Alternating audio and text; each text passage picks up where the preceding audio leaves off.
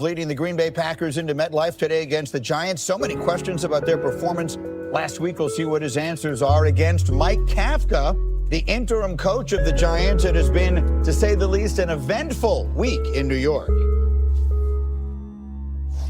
We've just had some things right there at the end that we just got to go grasp and take it. So, just keeping that aggressive mentality, keeping that growth mindset, continuing to learn from these situations. And then when we get another opportunity to capitalize on it, then we got to go do it. Situations like this, everybody's under evaluation, and, even though this is happening, nobody's going to turn on the film and be like, this was after Dayball got fired. That's why he's playing this way. Nobody cares. So I just told him, if there was ever a time to play your best ball, it's now. So the Giants have made the coaching change, and Adam Schefter is in the Domino's pregame headquarters. Shefty. Well, Greeny, you heard right there Mike Kafka say there were some things at the end we have to take care of. The Giants blew fourth quarter double-digit leads on the road this season, lost all the games. That's what they're going to be trying to clean up. That's one of the reasons that they fired Brian Daboll and became the second team this season to fire their head coach. Mike Kafka, who's interviewed for 8 head coaching openings before, now gets an extended look for the rest of the season in his up-close personal interview. Meanwhile, the Packers defensive coordinator, Jeff Hafley, figures to be one of the prime head coaching candidates this offseason. He grew up in New Jersey, in Montville. He has 30 family and friends attending today's game. He's gotten the attention of front office members and owners across the league, and he'll have a chance to do his own sort of interview today with the Giants in the form of the defense that he lines up against the Giants offense. But the Giants become the second team to change head coaches, and it'll be a big opportunity today for Mike Kafka and Jeff Hafley. Absolutely, and for a lot of reasons, I think that this Giants job will be one that is very attractive for all the potential head coaches out there during the offseason, and there are 2 reasons why. Jaxson Dart.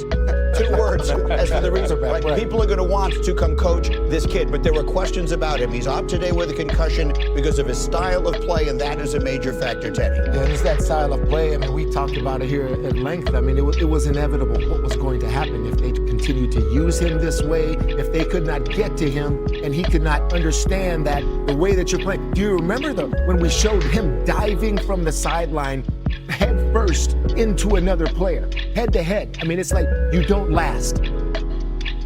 Black and white. Defensive players lift more weights than you do. Okay? That's just the thing. We're stronger than you are. Every quarterback. Cam Newton was a big one too, but he ended up taking a lot of hits. You take these shots, you end up in the tent. This is what happens if you don't know how to manage a quarterback. You understand what Daboll was doing? I like Dabes. I was with him. Great coach. But man, you put this guy in harm's way too many times, and Jackson isn't realizing how to play the position in the National Football League. It's very collegiate is what it was. Him trying to take on defenders, it doesn't survive. Yeah, listen, there's an art to learning how to run in the NFL as a quarterback, and I don't think anybody's telling him that the Giants shouldn't run Jaxson Dart when he's back out there. This guy's a phenomenal athlete, and his legs will always be a threat for him. But really, again, it's something you just have to go through as a young quarterback. I will never forget. Listen, I ran for 1,000 yards in college. I get to the NFL, and in my second career start, I remember the huge wake-up call. We're playing the Redskins at that time, and it was like, oh my God, these guys aren't just trying to tackle me, they're trying to kill me. Like, these guys are trying to get me out of this football game. Like LeVar Arrington, Sean Taylor, like every time I had the ball, it was like, there go Arrington out, right? And again, this is, again, something you just have to go through, and Jaxson Dart will learn from this. And you think about the great runners in the NFL right now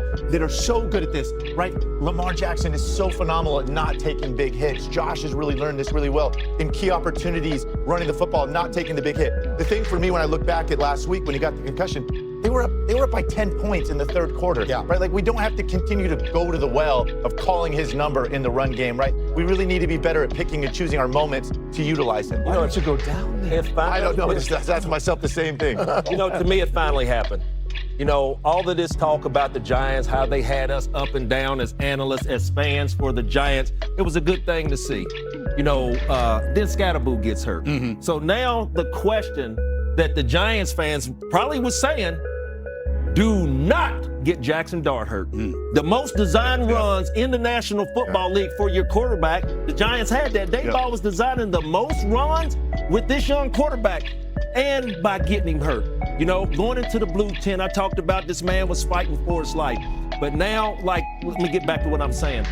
You got the baby hurt. And when I say baby, that's the Giants organization. That's their baby. You got the baby hurt. So now you got to fight. Well, so you heard Burns talking about if there's a reason to fight, let's just continue to fight. That's one thing that I took from that. And I want to see what Jameis Winston is going to bring to this Giants team. See if he can uplift. Well, all of us were watching it, and one of us said that, hey, that might have just done it. Yes. That might have got Brian Daboll fired right there. And because, look, that has nothing to do with the quarterback learning how to protect himself. Yeah. Design runs, you're telling him to be a running back.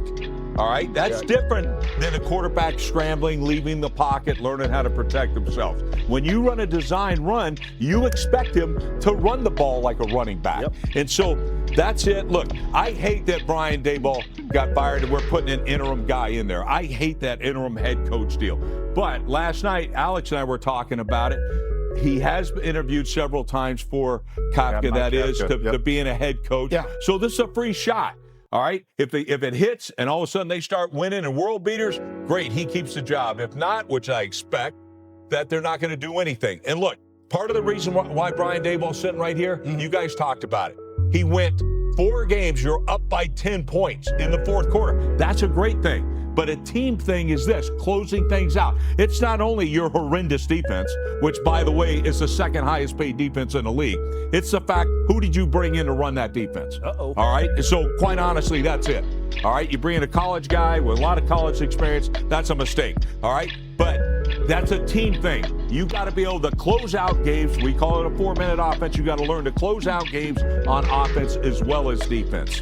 So we'll see if they do. They certainly didn't get that done. Shefty has one further thought for us. Shefty. Well, Greeny, the belief around the league is that the Giants did not do Jaxson Dart any favors. They called 5 quarterback runs for him last week, one after he came out of the blue medical tent to be evaluated for a concussion. But there's also blame on the other side as well. There have been people inside and outside the Giants organization this past week that have been talking to Jaxson Dart about getting down, about getting out of bounds, about sparing his body. And the best way to help his team is not getting the extra yard or 2, but to make sure that he's okay to play the rest of that game and the weeks to come. And so it goes both ways in the feeling of people across the league, and that is why the Giants are at where they're at today. Absolutely, and I'll just say it again. Between Jaxson Dart and Malik Neighbors and a lot of good young players on defense, that's a job a lot of people are going to want. Meantime, it's our favorite time. Put the picture up. Here we go. Can we name that quarterback?